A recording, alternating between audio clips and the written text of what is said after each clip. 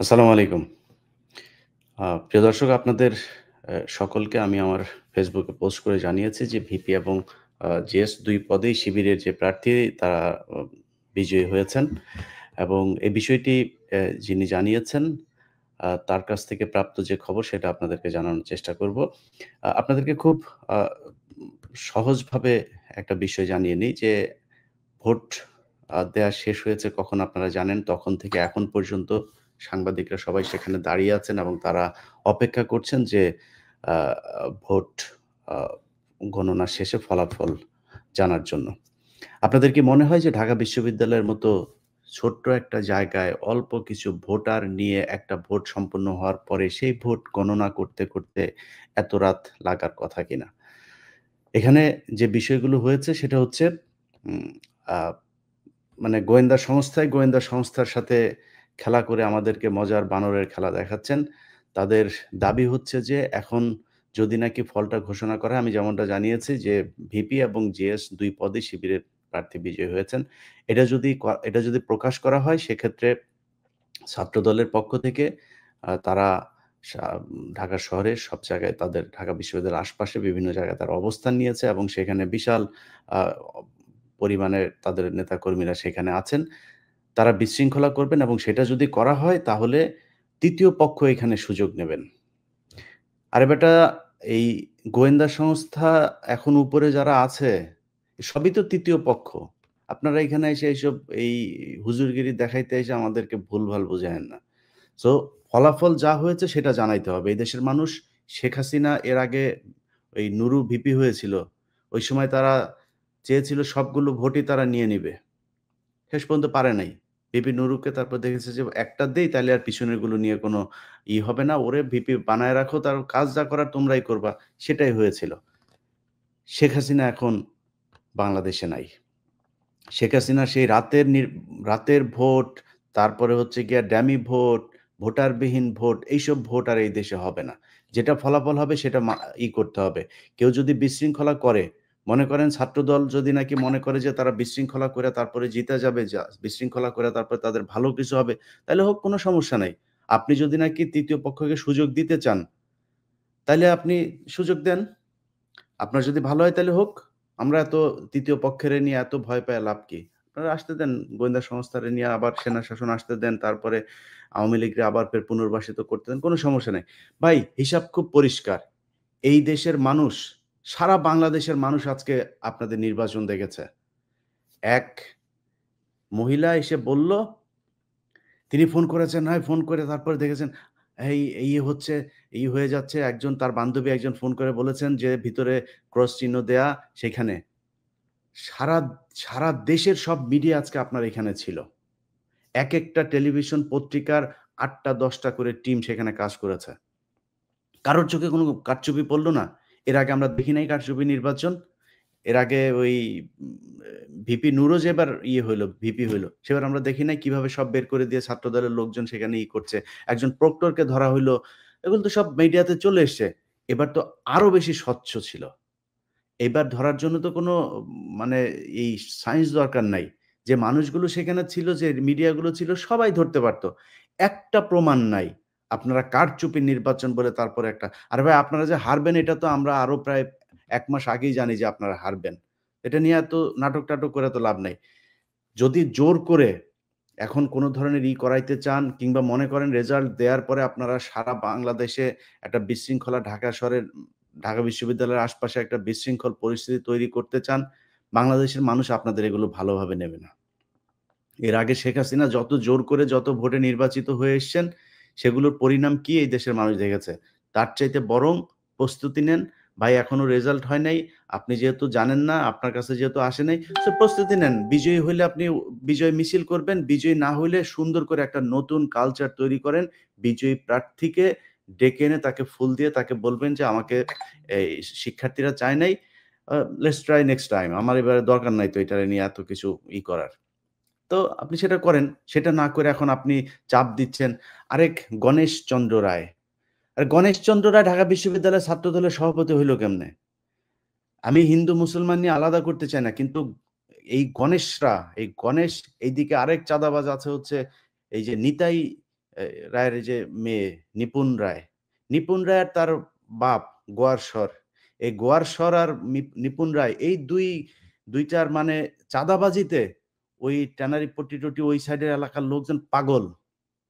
প্রতিদিনই কোনো না কোনো জায়গা থেকে এদের নিয়ে খবর আসে। এখন ভাই সমস্যা তো হইলো এরা এখানে চাঁদাবাজি করবে, সবার ইন্ডিয়াতে একটা করে বাড়ি থাকবে। আপনি বিএনপির মহাসচিব বানায় দেন। এই নিতাই এই কি বলে গণেশ গোয়ারশ্বর চন্দ্র রায় বা নিপুণ রায় এগুলিরে আপনি মহাসচিব বানায় দেন। খালি একটা কন্ডিশন দিবেন যে তোমরা ইন্ডিয়াতে কোনো কিছু করতে পারবা না, ডুয়েল পাসপোর্টটা জমা দিবা। দেখবেন আর চাঁদাবাজি করবে না, দান্দাবাজিও করবে না, সোজা হয়ে গিয়েছে। এদের এক পা এইদিকে থাকে, আরেক পা ওইদিকে। আওয়ামী লীগের যে কটাই গোয়ারশ্বররা থাকে, গোয়ারশ্বররা এখানে কামায়, ওইখানে এনে তারপরে এই জমায়। আবার বিএনপিতে যে কটা আছে এখানে কামায়, ওইখানে জমায়।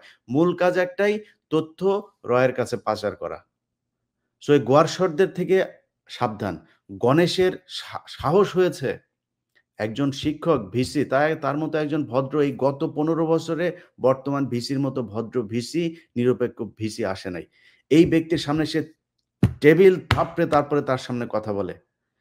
আমি এই নির্বাচনের ফলাফল যাই হোক, বিশ্ববিদ্যালয় প্রশাসন এবং শিবিরের কাছে অনুরোধ থাকবে। এই গণেশরে যেখানে পাবেন, সেখানে ওরে বুঝায় দিবেন কেমনে সম্মান দিয়ে তারপরে ভিসির সামনে কথা বলতে হয়। এটা আজকে যেটা আমরা দেখেছি এটা ছাত্রলীগের আচরণ। অতএব বিএনপির ভাই আপনাদের কাছে অনুরোধ থাকবে, এটা বিশাল নির্বাচন না। এই নির্বাচন দিয়ে দেশের রাজা, মন্ত্রী, মিনিস্টার এগুলো নির্বাচিত হবে না। অতএব যদি নির্বাচনে আপনাদের পক্ষে রেজাল্ট না আসে, সেটা মেনে নেয়ার জন্য প্রস্তুতি নেন।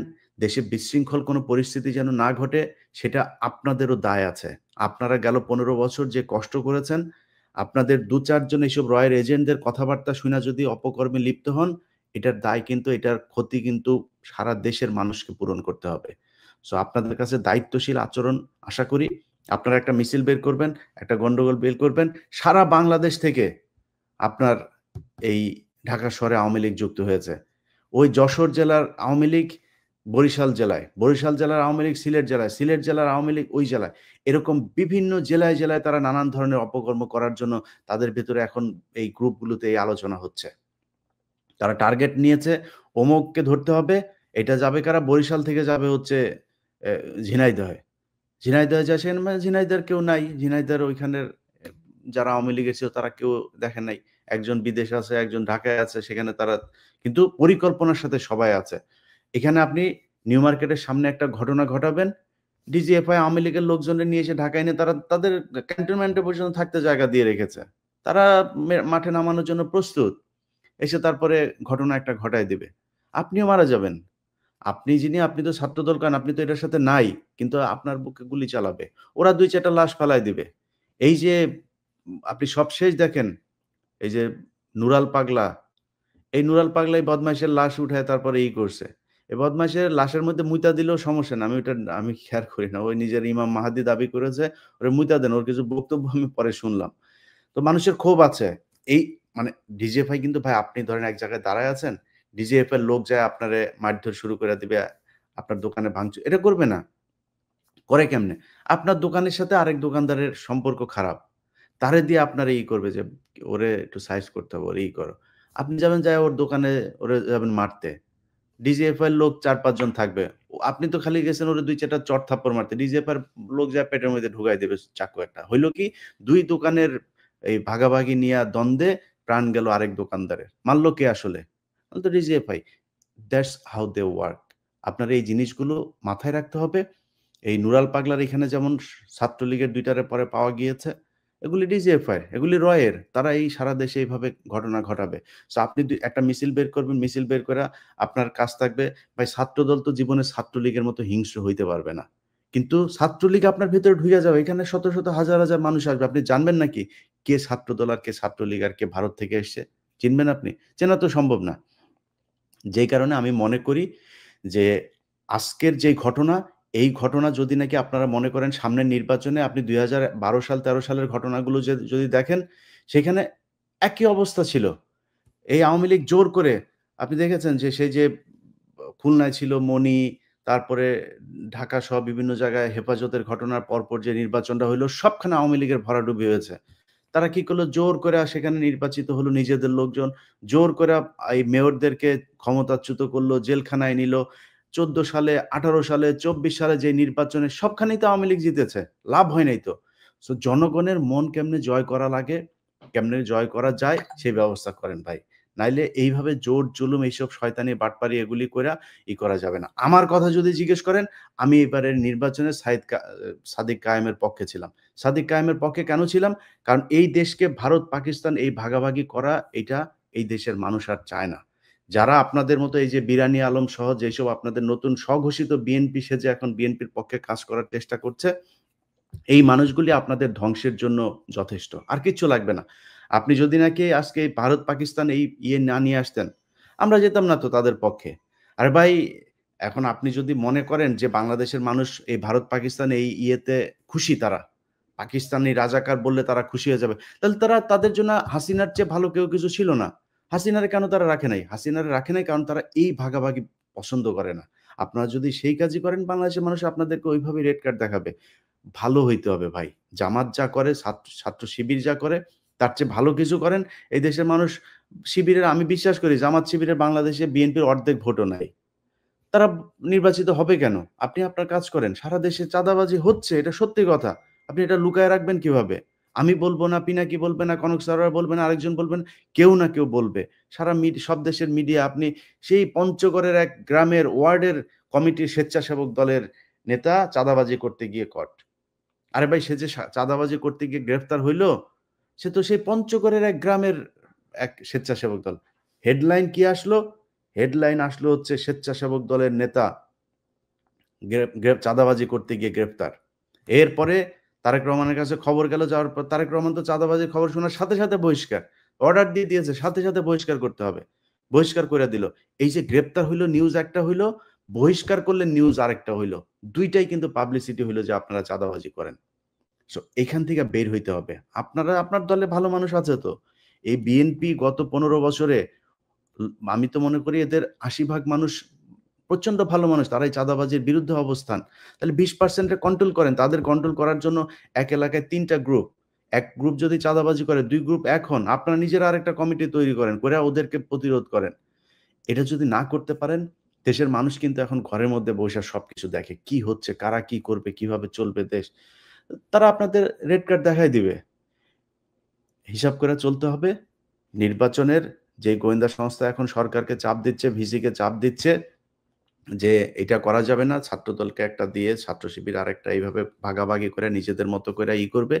এইজন্য এই ৫ই আগস্ট এতগুলো মানুষ জীবন দেয় না। নির্বাচন হবে, নির্বাচনে যার যা ফলাফল হবে তাকে সেই ফলাফল ঘোষণা করতে হবে। এর জন্য এই দেশ স্বাধীন হয়েছে। সো আমরা এতদিন অর্ধ স্বাধীন ছিলাম। ১৯৭১ সাল থেকে ২০২৪ সালের ৫ আগস্ট পর্যন্ত পূর্ণ স্বাধীনতা লাভ করেছে এই দেশের মানুষ। আজকে সারাদিন ঢাকা বিশ্ববিদ্যালয়ের দিকে তাকিয়েছিল। আমরা নিজের চোখে দেখেছি যে ঢাকা বিশ্ববিদ্যালয়ের শিক্ষার্থীদের ভেতরে কি উৎসাহ উদ্দীপনা। আমি বাংলাদেশের এই শ্রেষ্ঠ মেধাবীদের যে বিদ্যাপীঠ আপনাদের কাছে অনুরোধ থাকবে, ভোট কেন্দ্রে প্রহরীর মতো দাঁড়িয়ে থাকবেন। যা ভোট গণনা হয়েছে সেইটাই প্রচার করতে হবে, সেটাই প্রকাশ করতে হবে। এটা আপনাদের করতেই হবে। এটা যদি না করেন তাহলে নতুন করে এই ভোট কারচুপি, দিনের ভোট রাতে এগুলো চলতেই থাকবে। এটা বাংলাদেশে আর চলতে দেওয়া যাবে না। আমরা অপেক্ষা করছি। এতক্ষণ লাগার কথা না এই নির্বাচনের ফলাফল ঘোষণা করতে। ভিসি স্যার আপনার কাছে অনুরোধ, আপনারা গুলি করে মাইরা ফেলবে, আপনারা অ্যারেস্ট করবে, কিছুই করবে না। যা হয়েছে নির্বাচনের ফলাফল ঘোষণা করেন। এই দেশের মানুষ ফলাফল দেখার জন্য রাত জেগে বসে আছে। সবাই ভালো থাকবেন। আল্লাহ হাফেজ।